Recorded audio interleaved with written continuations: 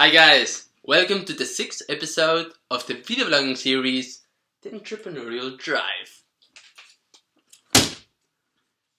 In today's episode, I wanted to talk a little about my experience with the so-called soft skills, in particular with the topic of creativity.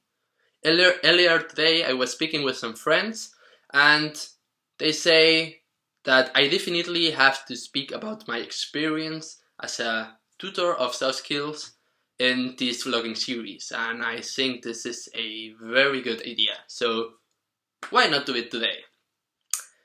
I've been tutor for soft skills for the last 2 years, and I've been giving 2 to 3 hour workshops about topics such as teamwork, time management, team organization, project organization, creativity, etc, etc, etc.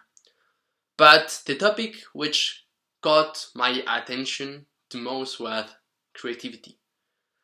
We have so much room of improvement with creativity, and I myself describe me usually as a creative person, but I know that I can improve it and I also like to do so. So in today's video, I wanted to help you guys out to get to know how your relation with creativity actually is, and at the end give you some tips about how creativity could be improved. So let's get started.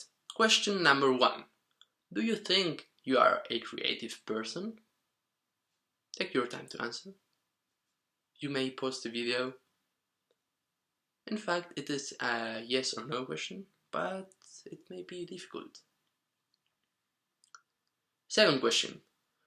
Do you think creativity is a useful skill to have? Third question. Do you think you either are creative or you aren't? And the last question. Do you wish to be more creative?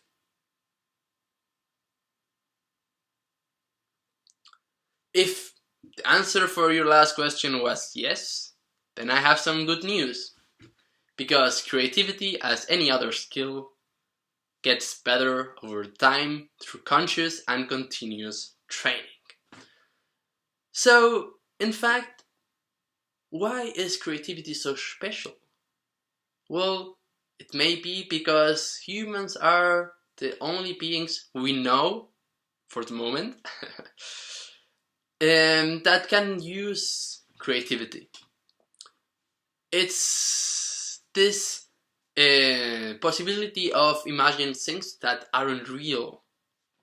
For example, animals cannot do that. They are born with certain capabilities and they do the same things over and over, and the day they die.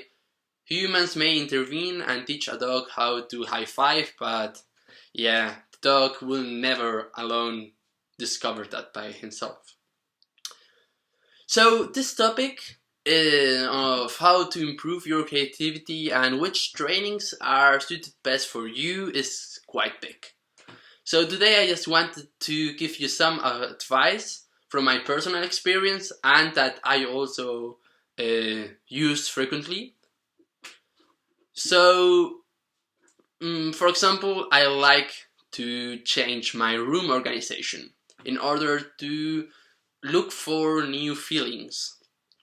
For example, each 2 or 3 weeks I used to move my study desk, and I actually enjoy to do so because the studying gets more interesting. I mean, you are in another disposition in your room, you get another perspective of your room, you have this new feeling or something new, so it's not the same always.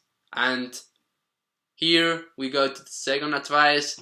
Try to learn, in my case for the university, in different places.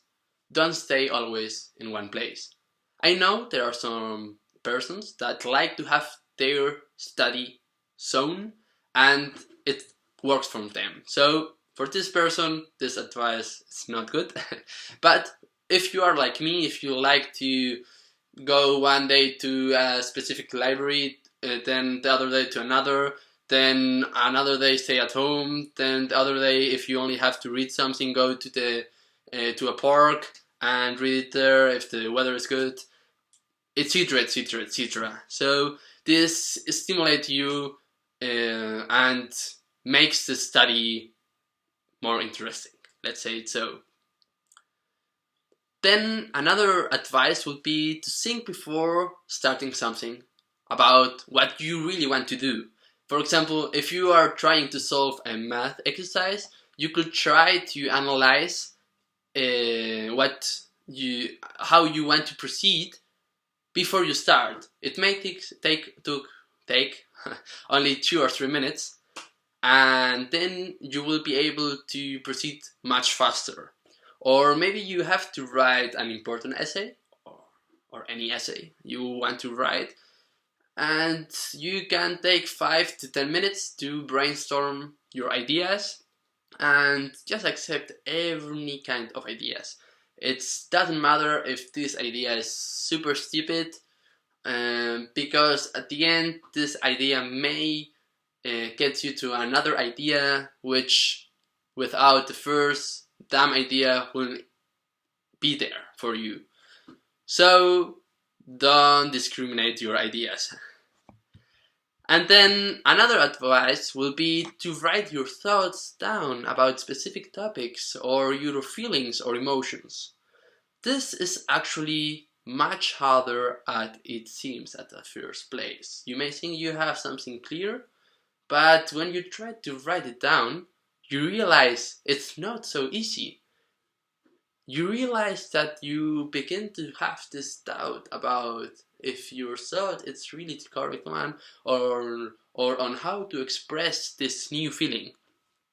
In my experience, my first interaction with this kind of creativity test was when I was 2.5 years ago, something like that, in the Museum Braunhorst in Munich, and I saw this picture.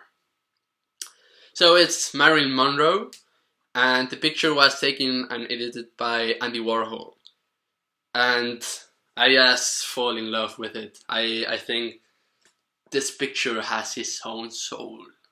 It's so beautiful to see that I decided to take my time and just watch it for 10-15 minutes, and then I took my phone and started to write into notes, and at the end I had a 50-line poem or something like that, and I was really impressed with myself. With the right stimulus, I was able to write a poem. And this was a side of myself that I never had guessed that I could be able of doing something like that. And the last advice for today is it's kind of funny, this one, is try to guess what someone does for a living while you are traveling, for example. And yeah, if you know Sherlock Holmes, then you already know this game, but it's actually quite entertaining and also fun. If you do it with some friends, it's funnier, because you get you can be either complete correct, or you can, it's each person will guess something else, so it's quite interesting. So guys, we have reached the end of this video, and as always, thank you for watching, and let's get this entrepreneurial drive. Peace guys, see you on my next video.